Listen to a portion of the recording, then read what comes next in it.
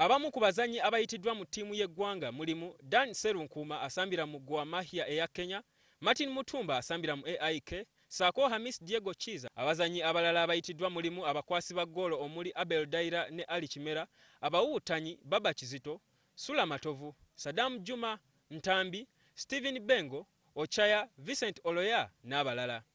Abali ku ludda oluteebi mulimu Brian Omonyi, Robert Sentongo ne Emmanuel Okwi, ate nga abazibizi mulimu Dennis Guma, Dan Walusimbi era nga ye kapiteeni, Isaac Isinde, Wadada ne Simon Namweja agukyangira mu ttiimu ya Proline FC.